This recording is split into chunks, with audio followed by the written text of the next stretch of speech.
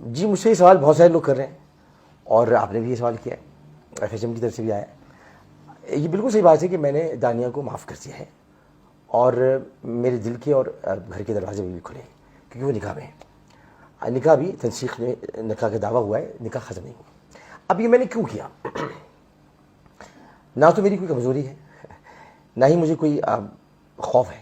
ہاں خوف ہے، اللہ کا خوف ہے۔ اس کی وجہ یہ کہ اب وہ عمر کے لحاظ سے ابھی بہت چھوٹی ہے۔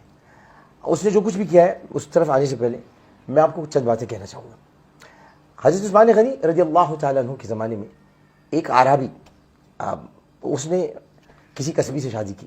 میں یہ الفاظ استعمال نہیں کرتا جو کہ طوائف اور یہ سب مجھے اچھا نہیں لگتا، تو قصبی سے شادی کی اور اس کے بعد وہ جب مدینہ منورہ آیا تو اس نے جب بتایا کہ میری شادی ہوئی ہے تو چاروں طرف سے لوگوں نے لعن طعن شروع کر دی، اس کو بھلا برا کہنا شروع کر دیا اور اس کو تکلیف ہوئی۔ اچھا لعن طعن یہ تھی کہ تم نے کیا کر دیا، کیسے کر دیا، یہ تمہیں نہیں کرنا چاہیے تھا، یہ تم نے غلط کیا، تو وہ بڑا پریشان تھا۔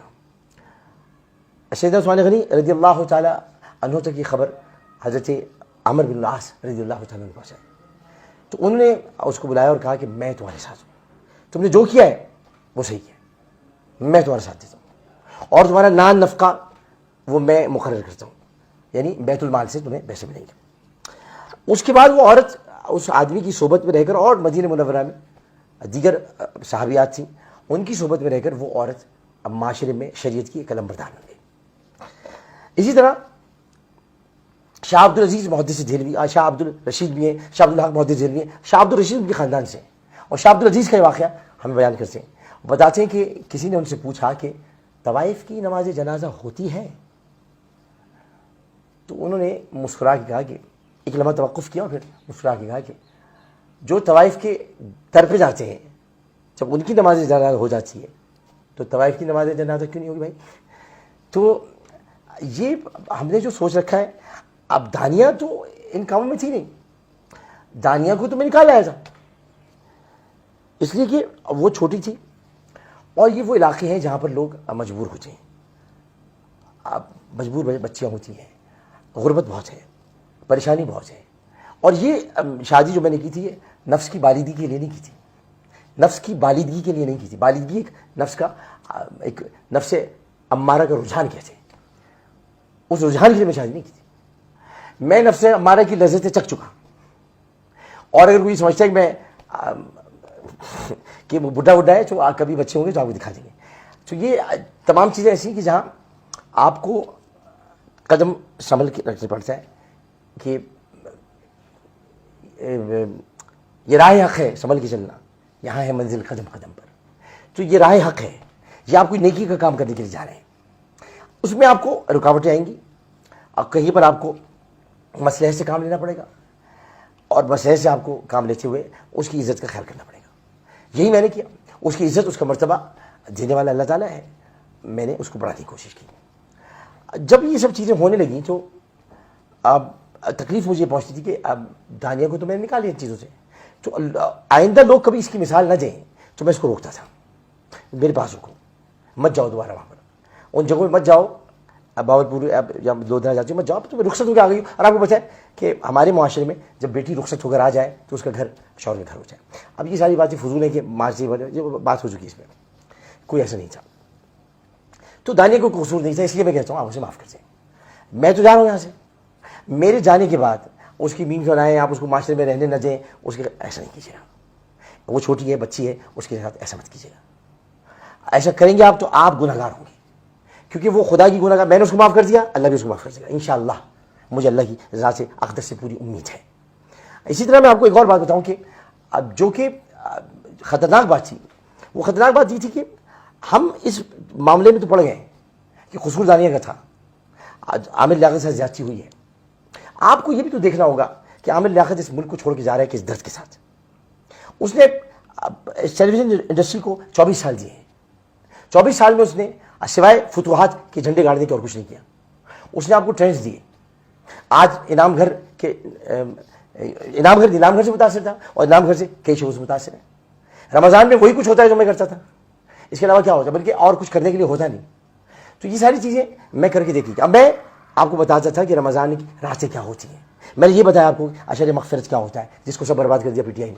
عشر مغفرت, عشر نجات, عشر رحمت سب گیا, جہنم سے نجات کا عشر. تو یہ بعد میں پتہ چلا, آپ دیکھا پی ٹی آئی کا ذکر آیا ہوگا, آپ نے سوچا ہوگا پی ٹی آئی کا ذکر اس لیے آیا کہ آج مجھے پتہ چلا, بہت دکھ ہوا مجھے, اتنا دکھ ہوا کہ میں آپ کو بتا نہیں سکتا.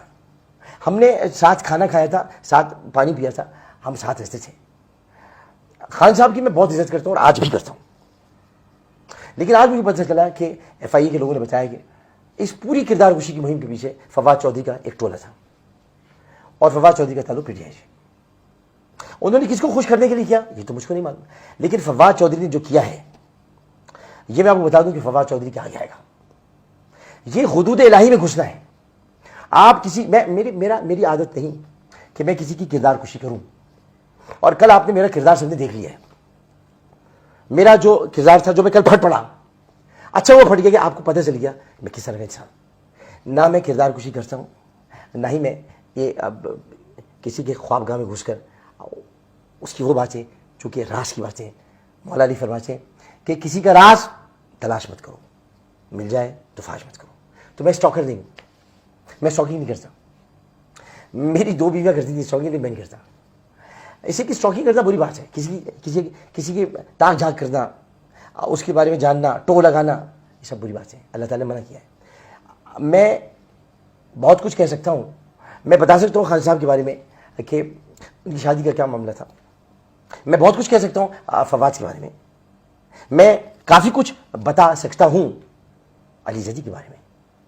آپ کو تو نہیں پتا ہوگا علی زیدی کی 2 بیویاں ہیں, لیکن میں بتا سکتا ہوں. اسی طرح بہت ساری باتیں, لیکن میں ایسا نہیں ہوں کہ میں ایسی باتیں کروں آپ کے سامنے کہ جس سے آپ کو تکلیف ہو. اور آپ کو کیا تکلیف ہوگی اللہ تعالیٰ کو گوارا نہیں ہے. تو میں یہ باتیں نہیں کرنا چاہتا, لیکن یہ کہنا ضرور چاہوں گا کہ آپ نے اچھا نہیں کیا.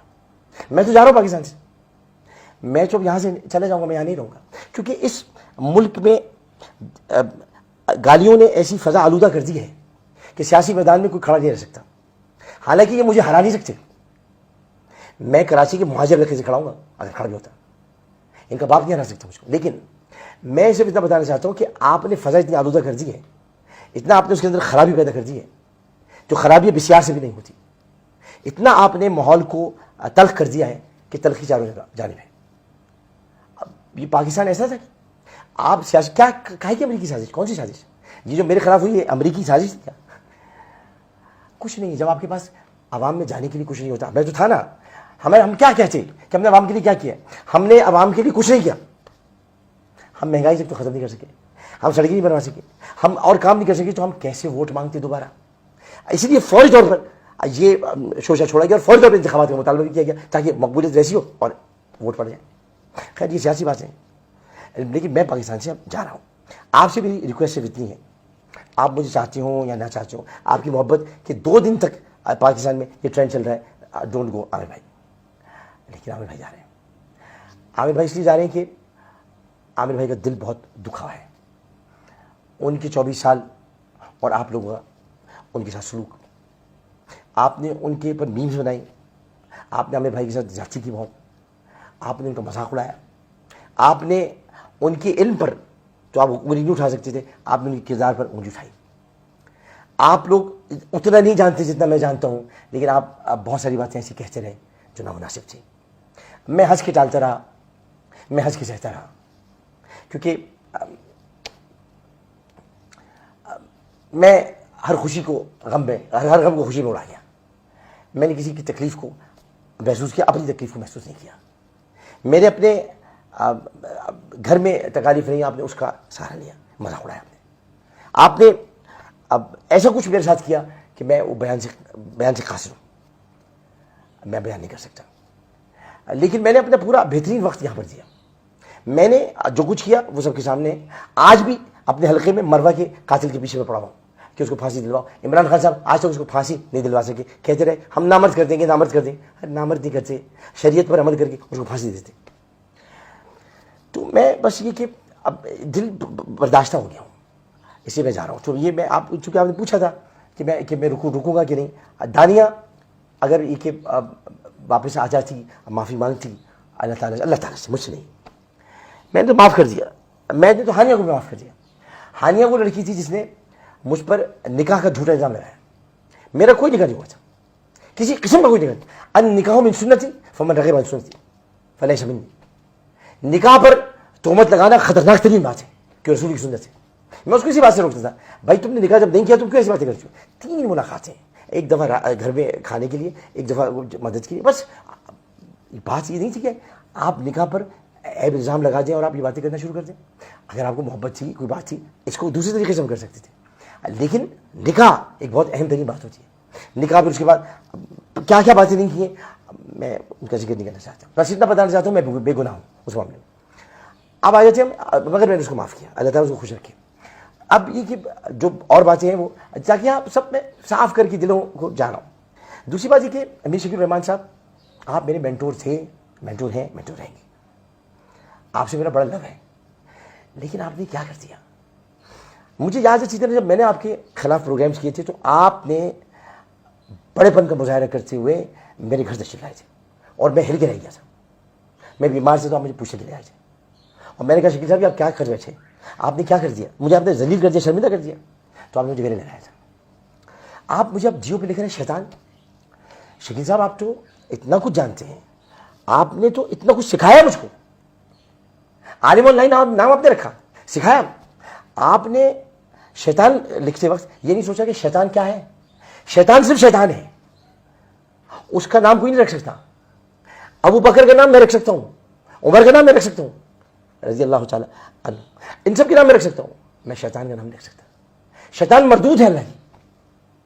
अल्लाह ने फरमाया औज़ु बिल्लाहि मिनश शैतानिर रजीम। आप किसी, मैं तो बच्चों के लिए कहता हूं कि शैतानी कर रहे हैं, हाँ ना क्या शरारत कर रहे हैं, शैतानी नहीं कर रहे। शैतान शैतान है, शैतान इंसान का मुनकिर है, इंसान शैतान का मुनकिर है। और लखानी साहब आप मेरे वालिद के दोस्त, आप मेरे बड़े, मैंने आपको बाप का दर्जा दिया और देता हूं, आपने मुझे बदकिरदार लिखा। हाँ, दानिया के कहने पर या जो इसके स्टेटमेंट में बहुत सारी चीजें आप सेंसर कर सकते थे। अगर वो जो कह रही है वही कहेगा तो फिर जो फौज के लिए लोग कहते हैं वही कहते हैं तो आप लिखें, वहां नहीं लिखेंगे ना, हमारा डंडा आएगा। तो आपने जो है वो ये कहा कि मैं बदकिरदार हूं। मैं बदकिरदार नहीं हूं लखानी साहब, मैं आपका बच्चा हूं, बेटा हूं आपका। आप आज भी मुझे महबूब है, एक्सप्रेस आज भी मुझे महबूब है, जियो आज भी मुझे महबूब है, इब्राहिम तुम मुझे आज भी महबूब हो, तुमसे कहा सुनना सब माफ, और शाहजेब खानजादा तुम आज भी मेरे भाई हो, कहा सुना माफ, माफ कर देना मुझको यार, लिख लीजिए तुम मेरे भाई हो। ये तमाम चीज़ें ऐसी हैं कि मैं ये समझता हूं कि इंसान को वक्त के आने से पहले, वक्त के जाने के बाद माफ़ी मांग लेनी चाहिए। तो मीर साहब कोई बात नहीं, जहाँ मैं आपको एक वाक़या सुनाता हूँ, चले आपका दिल खुश करता हूँ, दिल ये खुश करता हूँ मैं आपका कि हज़रत लुक़मान वो किसी के पास मुलाज़मत करते थे, तो वो रोज़ाना बहुत प्यार करने लगा था। तो हज़रत लुक़मान को वो खरबूजे की खाशें निकाल के खिलाता था उनको, है वो काशें काट कर वो उनको देता था। असल में हमारी उर्दू अब ऐसी हो गई, आप ही की सारी खिदमत थी उर्दू के लिए, आप करते थे, अब आपने भी करनी छोड़ दी। तो वो काशें निकाल कर वो उसको खिलाता था, काशें काटता था, खिलाता था, काशें काटते खिलाता। हज़रत लुक़मान खाते थे तो वो भी खिलाते थे। एक दिन उसने कहा भाई अच्छा वाला खरबूजा लेकर आओ, आज मैं तुम्हें वो सारा खरबूजा खिलाऊंगा। हज़रत लुक़मान लेकर आ गए खरबूजा, तो उसने वो काशें काटी और खिलानी शुरू कर दी, खिलाता रहा और वो खाते रहे। कह रहे सर एक मुझे भी तो खिला दो भाई, मैं भी तुम्हारा मालिक हूँ, मुझे भी तो खिला दो। तो हज़रत लुक़मान ने वो काश उसको दी खाने के लिए, जैसे उसने खाई तो फौरन थूक दी, इतनी कड़वी, तुम इतनी कड़वी खा रहे थे काशें, बता भी नहीं रहे थे। कह रहेगा सारी ज़िंदगी आपने मुझे मीठी काशें खिलाई, अगर आज एक कड़वी काश खिला दी तो मैं आपसे शिकायत करूँ। तो सारी ज़िंदगी आपने मुझसे प्यार किया, अगर आज मैं शैतान लिख दिया तो मैं आपसे शिकायत करूँ। लेकिन लिखना नहीं चाहिए था, मैं आपके बच्चों की तरह हूँ। बाकी मेरा फैसला अटल है, मैं यहाँ अब नहीं रुकूँगा। लेकिन मुझे थोड़ा टाइम इसलिए लगेगा क्योंकि मैं अपनी घर का सौदा करना है, मुझे अपनी जो है वो बच्चों के लिए चीज़ें बैंक बैलेंस छोड़ के जाना है, मुझे अभी के